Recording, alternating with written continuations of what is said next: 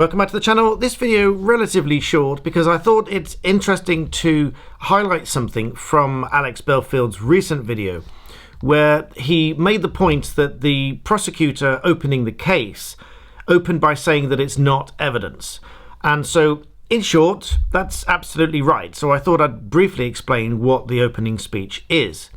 So an opening speech by the prosecution, the prosecution are entitled to make an opening speech. They very broadly explain what the case is all about and what charges they say the defendant is facing, and essentially what the case against the defendant is. The prosecution will also summarise the information or the evidence that they intend to call from various witnesses, and ultimately by the end of it aims to give the jury an idea of what the prosecution says the case is all about. The opening speech will almost never seek to explain the law to the jury, save to say it seeks to provide a broad explanation of what the offence is with which the defendant has been charged.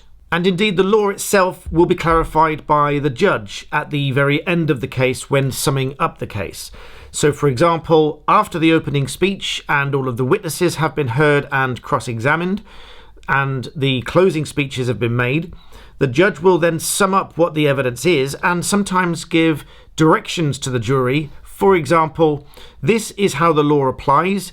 If you find that this person has done X, Y, and Z in the way that I describe, as in the way the judge describes the law, then you must find them either guilty or not guilty, as the case might be. But as I said at the outset, it is important to understand that the opening speech itself is not evidence. So if you only had a trial where there was an opening speech and then a closing speech with no evidence in between, there cannot be a conviction because there is no evidence at all. So the opening speech and even the closing speeches are not evidence. And there are additional rules for the closing speeches. For example, you cannot refer to something in a closing speech if it hasn't been brought up in evidence, because again, the closing speech itself is not evidence. The closing speeches, very broadly speaking, should be a summary of the evidence that's been heard and the case against or in defence of the defendant. So now that the opening speech has been heard, each witness is going to be called. They will give their evidence live, as in the UK we do give evidence live in criminal cases unless there is a statement from somebody which is broadly agreed, in which case it can be read out and they don't need to be cross-examined.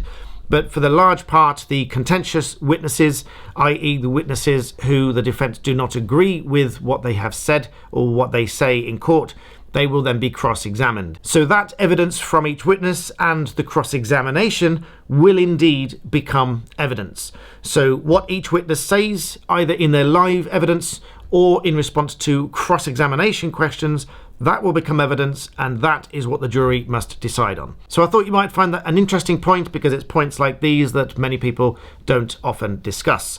Because unless you're involved in the law and a case, you may never know. So I hope you found that interesting. Please do like the video and subscribe. And there are one or two more interesting bits that will come out of this case as I've discussed other cases. So I hope you follow these series of videos and I hope you enjoy them. And as always, thank you for watching.